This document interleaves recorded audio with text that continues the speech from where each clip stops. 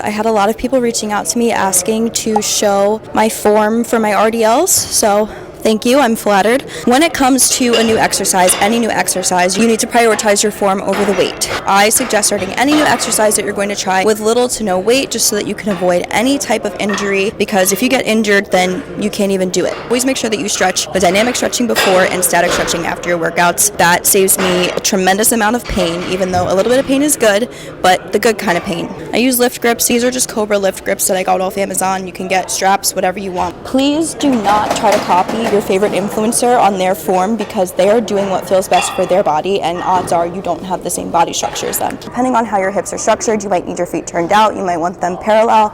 It's all up to you. You're going to figure out what feels best for you. You want to make sure that your spine is neutral and that your core is engaged in any workout that you do. There's glute focus and there's also hamstring focus RDLs. If you want to go more for the hamstrings, your legs are going to be a little bit straighter. If you want to focus more on the glutes, your legs are going to have a little bit more of a bend in them. You're never going to be squatting with your RDL. If you find that you're feeling it in your quads, you're probably squatting with it. If you're dealing with lower back pain, odds are you are rounding and going past your ROM, which is your range of motion, and you don't want to do that either. I'm going to set my feet up, put my shoulders back, engage my core, tuck my tailbone, and you want to think about your hips hinging back like a hip thrust. You're going to be pulling back from your hips, stopping at where your range of motion stops, keeping your chin tucked so that your spine is nice and neutral. We're going to squeeze and allow that to be what pulls you up. And you want to stop with a little bit of a bend in your knee. You don't need to come up and fully hinge like that. That's not going to do anything for you. You guys know that I train with negative tempos, so that means that I'm going down